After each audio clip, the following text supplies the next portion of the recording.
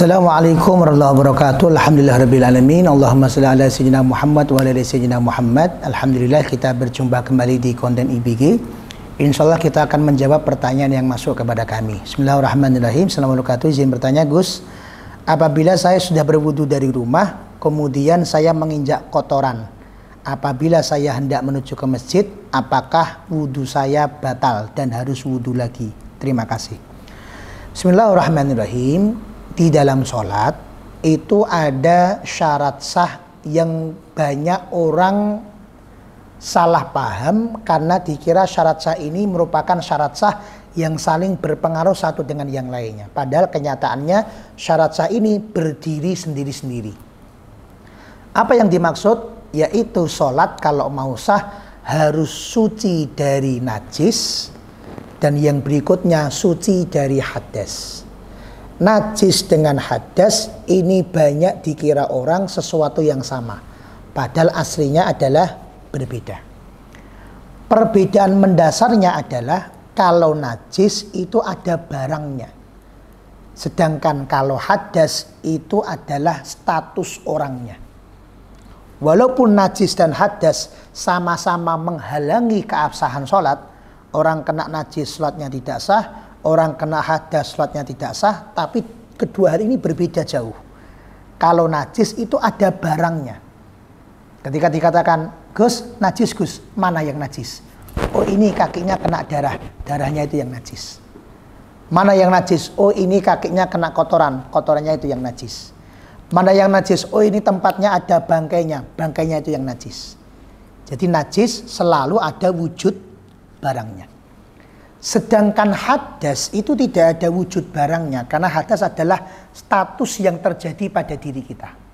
Status yang terdiri pada diri kita itu ada 4. Nomor 1 adalah suci, nomor 2 adalah terkena hadas kecil, nomor 3 adalah junub, nomor 4 adalah haid atau nifas.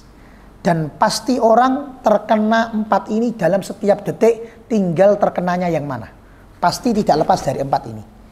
Orang kalau enggak suci, ya pasti hadas kecil. Kalau enggak, ya pasti junub. Kalau enggak, ya pasti haid atau nifas. Dan ini caranya menghilangkan masing-masing berbeda. Caranya menghilangkan masing-masing berbeda.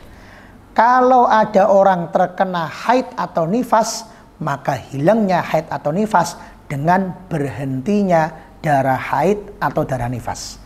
Maka dia berarti dihitung naqa anil haidi wan nifas, berhenti dari haid atau nifas. Ketika haid atau nifasnya berhenti, maka dia berubah menjadi junub. Ketika dia keluar air mani, maka dia menjadi junub.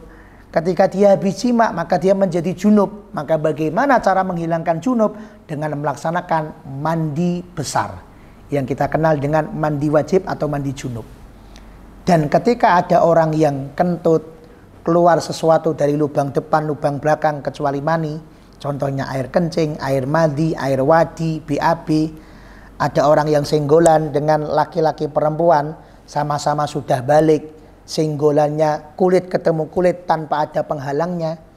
Lalu kemudian ada orang yang tidur dengan posisi pantatnya tidak menempel di lantai, maka hal tersebut berarti terkena hadas kecil. Dan hadas kecil dihilangkan dengan cara berwudu. Ini cara menghilangkan status haid nifas, cara menghilangkan status junub, dan cara menghilangkan status hadas kecil. Haid dan nifas ditunggu sampai berhenti. Junub mandi besar, hadas kecil wudu. Yang ditanyakan di sini tidak termasuk dalam hadas, tapi termasuk dalam najis. Kenapa? Ada kotorannya, ini loh najisnya. Atau misal ada darahnya, ini loh darahnya. Atau semisal ada bangkainya, ini loh bangkainya. Cara membersihkan najis terbagi menjadi 3 sesuai dengan najisnya. Ada kalanya caranya sangat mudah karena memang najisnya najis yang ringan, disebut najis mukhaffafah. Ada kalanya memang caranya membersihkan sedikit rumit karena memang najisnya berat, disebut mughalladah.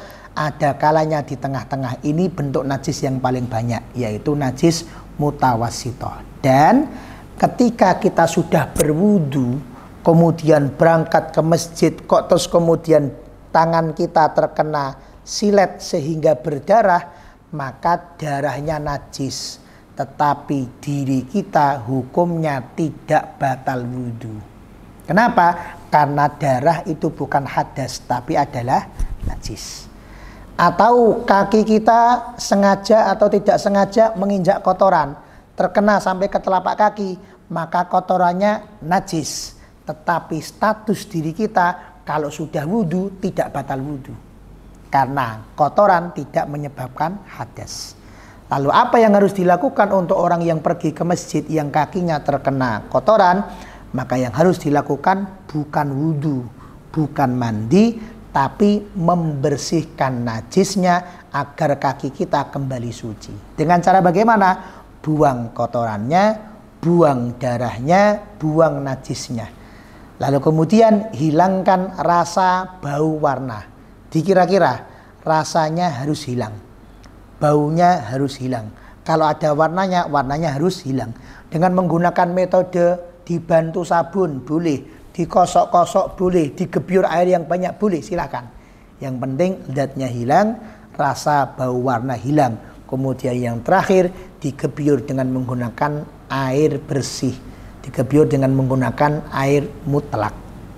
Ini perbedaan dari hadas dan juga dari najis. Terkena hadas ada caranya agar hilang hadasnya, terkena najis ada caranya agar hilang najisnya. Walhasil hadas ada ketentuan sendiri, najis ada ketentuan sendiri. Jangan sampai kita tercampur-campur di dalam memahami hadas dan najis. Semoga dapat menjadi keterangan yang lengkap untuk kita semua. Wallahu a'lam bishawab. Wallahul muwaffiq ila aqwamit thoriq. Assalamualaikum warahmatullahi wabarakatuh.